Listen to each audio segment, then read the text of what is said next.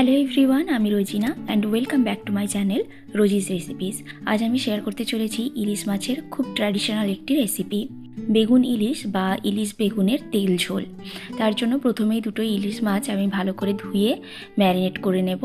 ম্যারিনেশনের জন্য খুব বেশি মশলা ইউজ করব না, আসলে ইলিশ মাছে কিন্তু খুব বেশি মশলা ভালো লাগে না, তাতে ইলিশের নিজস্ব গন্ধটা চলে যায়।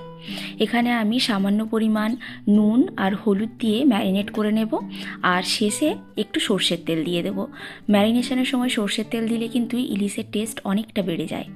যতক্ষণ ম্যারিনেট করে রাখলাম ততক্ষণে চলুন বেগুনগুলো কেটে নিই। এখানে আমি একটা বড় সাইজের বেগুন নিয়েছি, আর বেগুনগুলোকে একটু বড় বড় পিস করে কাটবো। খুব বেশি ছোটো ছোটো করলে কিন্তু ভালো লাগবে না। এবার বেগুনগুলোকে ভালো করে ধুয়ে একটু নুন জলে কিছুক্ষণ ভিজিয়ে রাখবো। নুন জলে ভিজিয়ে রাখলে কি হয়, বেগুনগুলো কিন্তু ভাজার সময় খুব বেশি তেল টানে না। এবারে যে প্যানে রান্না হবে সেই প্যানটাকে প্রথমে খুব ভালোভাবে গরম করে নিয়ে বেশ কিছুটা সর্ষের তেল দিয়ে দেব। আর সর্ষের তেলটাকে কিন্তু স্মোক ওঠা অবধি খুব ভালোভাবে গরম করে নিতে হবে। এবার এই তেলে প্রথমে আমি ইলিশ মাছগুলোকে ভেজে নেব। খুব বেশি ভাজার দরকার নেই, 2 থেকে 3 মিনিট উল্টে পাল্টে ভেজে নিলেই চলবে। এটা আমার হয়ে গেছে, তুলে নিচ্ছি। এবার এই সেম তেলেই ভেজে নেব বেগুনগুলোকে দিয়ে উল্টে পাল্টে ভালো করে ভেজে নিতে হবে। তবে খুব বেশি লাল লাল করে ভাজার দরকার নেই, মোটামুটি একটু কালার হলেই হবে। এটা আমার হয়ে গেছে, বেগুনগুলোকেও আমি এক এক করে তুলে নিচ্ছি। আর একটা জিনিস লক্ষ্য করে দেখুন, বেগুনগুলো ভাজার পরেও কিন্তু কতটা তেল রয়ে গেছে। প্রায় যতটা তেল দিয়েছিলাম ততটাই, খুব সামান্য পরিমাণ তেল কমেছে, যেহেতু এতগুলো ভাজা হলো তার জন্যই। যাই হোক, এবারে ওই সেম তেলেই কিছুটা কালো জিরে আর 3টে কাঁচা লঙ্কা মাঝখান থেকে ফালি করে আমি দিয়ে দিয়েছি। এইগুলোকে কিছুক্ষণ ভেজে নিয়ে দিয়ে দেবো রেগুলার মশলা, লঙ্কা গুঁড়ো, হলুদ গুঁড়ো আর সামান্য পরিমাণ নুন। এখানে বেশি মশলা দিতে লাগবে না। মশলাগুলো দিয়ে অল্প একটুখানি নেড়ে চেড়ে দিয়ে দেবো 2 চামচের মতো জল।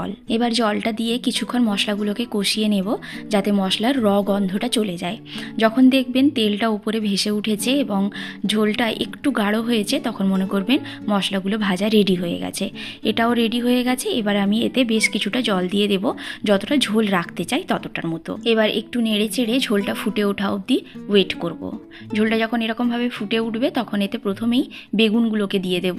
প্রথমে বেগুনগুলোকে সেদ্ধ করে নিতে হবে, কারণ ইলিশ মাছ কিন্তু সেদ্ধ হতে খুব বেশি টাইম লাগে না। এবারে একটু ঢাকনা লাগিয়ে বেগুনগুলোকে সেদ্ধ করতে দিলাম। কিছুক্ষণ পর ঢাকনা খুলে নিলাম, বেগুনগুলো একদম সেদ্ধ হয়ে গেছে। এবারে এতে এক এক করে মাছগুলো দিয়ে দেব। মাছগুলো দিয়ে প্লেটের গায়ে যে তেলটা লেগে আছে সেটাও কিন্তু দিয়ে দিতে হবে। এটা মাছ থেকেই বেরোনো তেল। এবার মাছগুলো দিয়ে ঠিক 2 থেকে 3 মিনিট টোটাল রান্না হবে। তার মধ্যে 1 মিনিট হওয়ার পর আমি মাছগুলোকে একবার করে উল্টে দিচ্ছি। আর উল্টানোর সময় কিন্তু খুব সাবধানে উল্টাতে হবে, 2 চামচ ইউজ করে, কারণ ইলিশ মাছ কিন্তু ভীষণ নরম মাছ।